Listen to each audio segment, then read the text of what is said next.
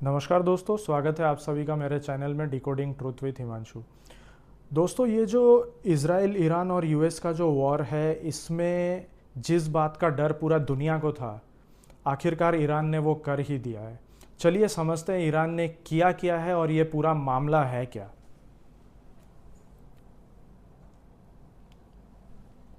दोस्तों, ये खबर मैंने रॉयटर से लिया है।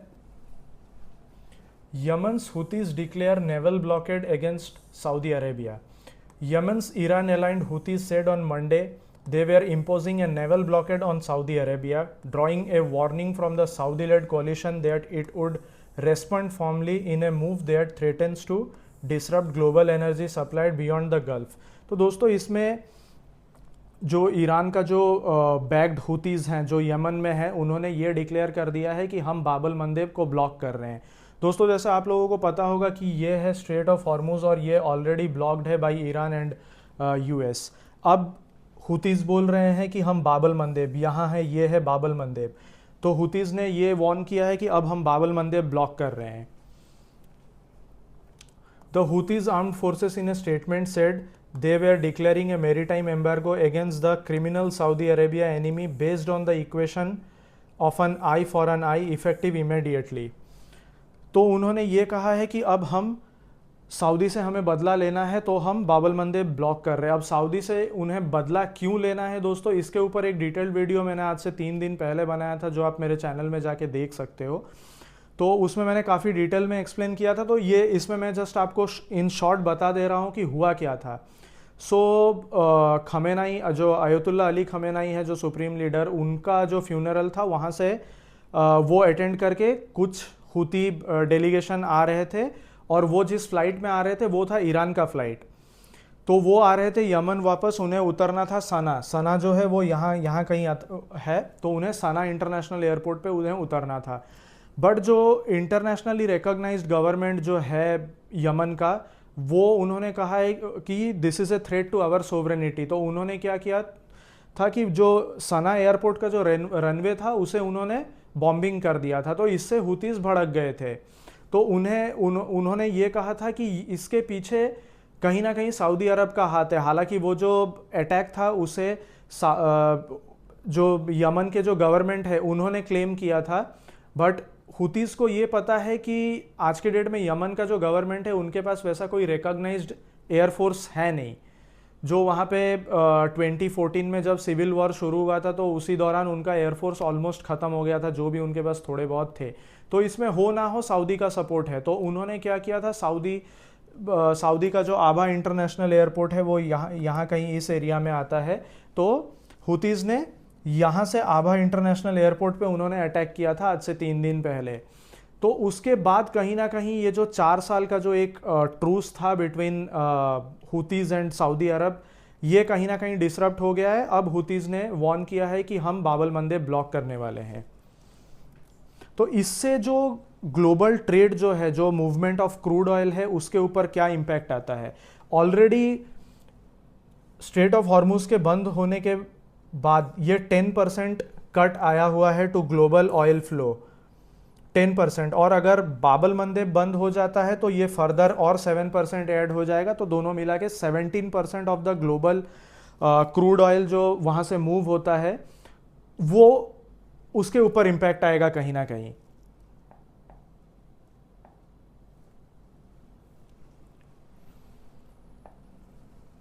अब दोस्तों, बाबल मंदेब क्या है, मैं आपको इन शॉर्ट समझा देता हूँ। यहाँ पे ये तो काफ़ी बड़ा है, मैं आपको इन शॉर्ट समझा देता हूँ। आप अगर देखोगे, बाबल मंदेब बेसिकली ये है, ये जो स्ट्रेट है इसे बाबल मंदेब कहते हैं।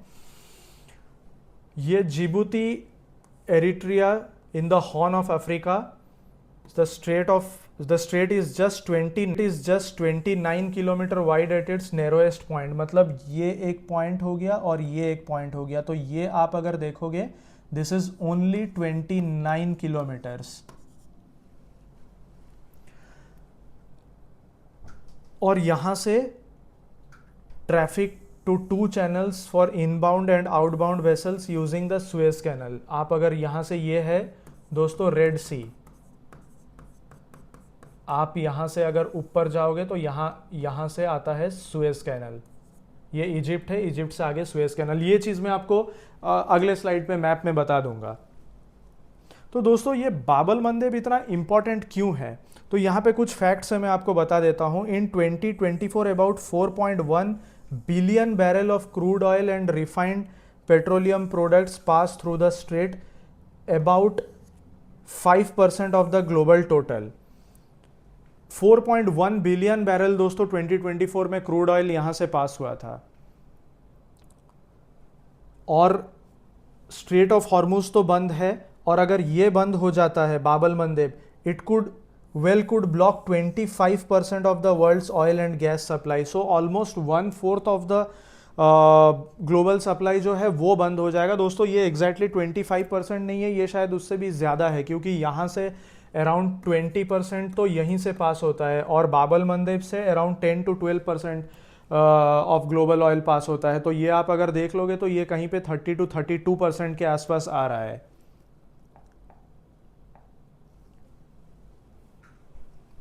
अब दोस्तों इससे कोई एक कंट्री जो सबसे ज़्यादा परेशान है वो है Saudi Arabia. What does this mean for Saudi Arabia? अब सऊदी अरेबिया इतना क्यों परेशान है? दोस्तों आप अगर देखोगे सऊदी अरेबिया के पास एक ईस्ट एंड वेस्ट पाइपलाइन और पेट्रोलाइन हैज़ बीन द सॉल्यूशन। पेट्रोलाइन दोस्तों ये है, ये जो है ये सऊदी का पेट्रोलाइन है। Originally built in the 1980s, the 1201 kilometre petroline runs from the eastern upcake oil field right across the country to the western Red Sea port of Yanbu. The pipeline pumps about 7 million barrel per day. अब दोस्तों आप लोगों को समझ में आ गया होगा कि इससे सऊदी अरेबिया सबसे ज़्यादा परेशान क्यों है। क्योंकि पहले कैसा होता था, सऊदी अरेबिया 2 रूट यूज़ करता था। अगर उसे कोई भी पेट्रोलियम या दूसरा कोई भी प्रोडक्ट अगर उसे यूरोप भेजना होता था, तो दोस्तों वो यहाँ से, ये हो गया सुएज कैनल एंड आगे मेडिटेरेनियन सी, ये हो गया साइप्रस,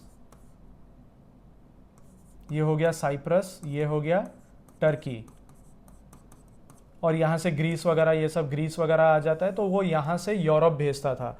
और उसे अगर सेम चीज़ अगर उसे एशिया भेजना होता था, मान लीजिए इंडिया भेजना होता था, चाइना भेजना होता था, तो वो यहाँ से रेड सी बाबल मंदेब के थ्रू यहाँ से अरेबियन सी होते हुए वो आगे भेजता था, और वो ये रूट का भी यूज करता था through straight of Hormuz. Ship tracking data from Kepler and signal ocean showed that shipment from Yanbu averaged 4 million barrel per day in recent week, up from around 973,000 barrel a year earlier. तो दोस्तों ये आप अगर पकड़ लोगे, इसे 1 million barrel भी मैं अगर पकड़ लेता हूँ, 1 गुना फ्यूल जो है बढ़ गया है जो इस पाइपलाइन के थ्रू जाता है। आप अगर इसे प्रीवियस ईयर से, लास्ट ईयर से आप अगर इसे कंपेयर करोगे तो the total petroleum volume transiting bab el Mandeb were 7.4 million barrel per day in June, और अबाउट 7% ऑफ ग्लोबल आउटपुट।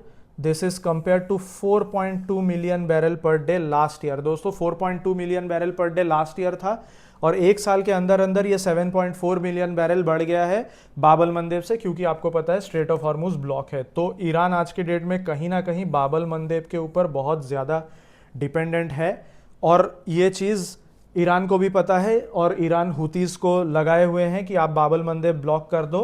तो इससे कहीं ना कहीं सऊदी अरब जो है ये सबसे ज़्यादा परेशान है। लेकिन दोस्तों बात ऐसी नहीं है कि सिर्फ सऊदी अरबिया ही परेशान है। दोस्तों ये इंडिया और चाइना को भी इम्पैक्ट करने वाला है।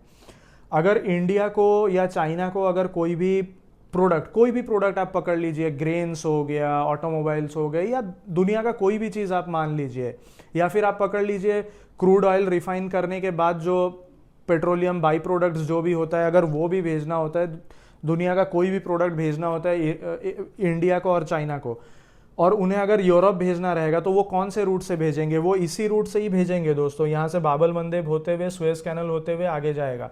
और अगर ये ब्लॉक हो जाता है तो फिर चाइना और इंडिया के पास कोई और दूसरा रास्ता नहीं है जिस रास्ते के थ्रू वो प्रोडक्ट्स अपना यूरोप भेज सकते हैं। या तो फिर एक ही रास्ता बचता है कि आप पूरा Africa cap of good hope करते हुए जाओ, बट दोस्तों उसमें टाइम और जो फ्रेट कॉस्ट है, पेट्रोलियम, जो भी मतलब शिप के जितने भी एक्सपेंसेस है उसमें आप पकड़ लीजिए, insurance cost, time, fuel cost, उसमें बहुत ज़्यादा लग जाएगा, तो वो एक वायबल ऑप्शन है ही नहीं।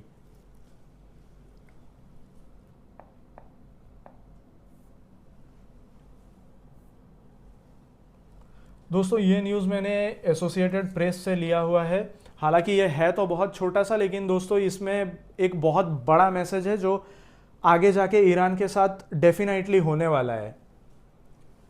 ईरानियन वेपन सप्लाईज ड्वेंडल, ये दोस्तों the Houthis are a crucial part of Iran so called axis of resistance. Axis of resistance वो होता है जो हमास, हिजबुल्ला और हुतीज जो हैं, और जो भी और छोटे छोटे जो भी गुट हैं जिनको Iran as a proxy use करता है, उन्हें एक्सेस ऑफ रेजिस्टेंस कहते हैं, which includes militant groups of Lebanon, Iraq and Palestine territories. The rebel had a large stockpile of drones, but several Houthi members previously told the AP that the stockpile is running low after the attacks during the Israel-Hamas war.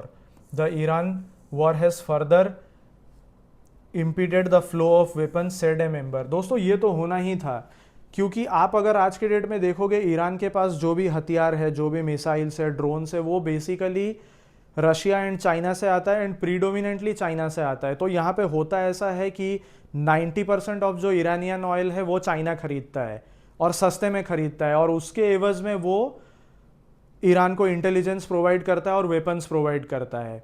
But दोस्तों ये कब तक चलेगा? आज अगर straight of Hormuz block है तो कहीं ना कहीं ईरान का जो सप्लाई है, जो ऑयल सप्लाई है चाइना के लिए, तो वो यूएस एनीवेज उसे रोकने वाला है। और अगर चाइना को ऑयल नहीं मिलता है फ्रॉम ईरान से, तो चाइना भी धीरे धीरे धीरे धीरे वो जो वेपन सप्लाई कर रहा है वो बंद करेगा। जो भी वेपन ईरान खरीदता है चाइना से, या चाइना सप्लाई करता है ईरान को, ईरान उसमें से कुछ अपने पास रखता है, कुछ वो ये जो हमास, हिजबुल्ला जैसे ये सारे हुतीज, ये सब जो ग्रुप्स हैं उनको भी देता है। तो अगर ईरान के पास खुद के पास ही सप्लाई कम हो जाएगा तो डेफिनेटली वो आगे पास ऑन नहीं करेगा दोस्तों, और ईरान के पास जो उसका जो वेपन अर्सनल जो है वो आने वाले दिनों में कम होने वाला है, डेफिनेटली वो होने वाला है। और आप अगर देखोगे कहीं ना कहीं जो यूएस भी बीच बीच में बोलता है कि ईरान वॉर के वजह से हमारा जो वेपन स्टॉक है, जो वेपन पाइल है वो कम हो गया। दोस्तों वेपन पाइल कम हो गया, that is one thing, but आप अगर देखोगे यूएस का जो बजट है, जो डिफेंस बजट है, वो इतना बड़ा है एंड ऑलरेडी उनके पास इतना स्टॉक है कि वो कभी कम नहीं हो सकता है।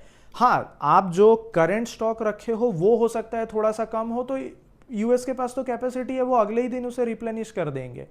जो देश पूरे दुनिया को वेपन सप्लाई करता है उसके पास कभी वेपन्स की कमी हो ही नहीं सकता है।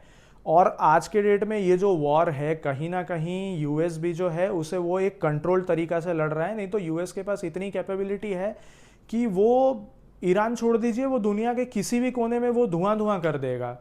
They are the finest.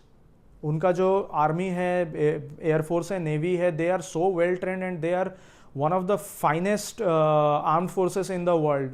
उनका और उनका defence capability is way too high.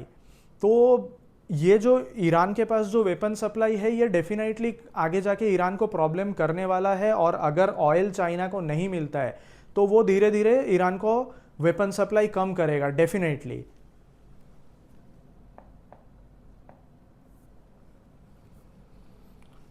दोस्तों ये खबर मैंने टाइम्स ऑफ इजराइल से लिया हुआ है। Hamas elects Khalil al Hayya as its new leader, Israel tried to kill him last year. दोस्तों एक तो ये हमास के साथ ऐसा होता है कि पिछले कुछ सालों से हमास का जो भी लीडर होता है वो इजराइल उसे कहीं ना कहीं ठोक देता है, और ये इंसान जो है ये तो हमास का लीडर बनने से पहले ही ये इजराइल के रेडर में है। ये थोड़ा सा इसके बारे में कुछ है, मैं आपको बता देता हूँ कौन है ये। The top official was the chief negotiator of the terror group during the ceasefire hostage release talk to the end of war in Gaza। तो गाज़ा वार जो हुआ था 7 अक्टूबर में जो हुआ था, गाज़ा ने जो हमास के जो लोग हैं वो जो इजराइलीज पे जो अटैक किए हुए थे, तो जब उसका नेगोशिएशन हुआ था तो ही was one of the chief negotiator, and he is also the one of the 5 member leadership council of Hamas. ये याया सिनवर, इसको इजराइल ने ठोक दिया था। उसके बाद जब उनका कोई चीफ नहीं था तो उनका एक ग्रुप था, so he was one of those 5 members. He also led negotiation for a ceasefire, building something to a rapport with Trump envoys Steve Witkoff and Jared Kushner, reflecting his senior standing and international stature. तो इसने Steve Witkoff and Jared Kushner के साथ भी इसने negotiation वगैरह किया हुआ था. He survived a controversial Israeli assassination attempt in Doha last year, though one of his son was killed in the strike. Another son of his was killed earlier in this year in an Israeli strike in Gaza. तो इसके 2 बेटे 2 अलग अलग attacks में मर चुके हैं and इसके ऊपर भी ऑलरेडी इसराइल ने अटेम्प्ट लिया हुआ था, बट समहाउ ही सर्वाइव्ड. तो इनका एक फ़ोटो है जो ईरान के सुप्रीम लीडर थे आयतुल्ला अली खमेनाई के साथ. इनका काफ़ी बढ़िया रिलेशन था. अब देखते हैं इसराइल इनके बारे में क्या सोचता है, क्या करता है. तो दोस्तों आज का प्रेजेंटेशन यहीं ख़त्म होता है. अगर आप लोगों को वीडियो पसंद आया तो वीडियो को लाइक करिएगा, हमारे चैनल को सब्सक्राइब करिएगा, बेल आइकन दबाना बिल्कुल मत भूलिएगा. मिलते हैं अगले वीडियो में. भारत माता की जय.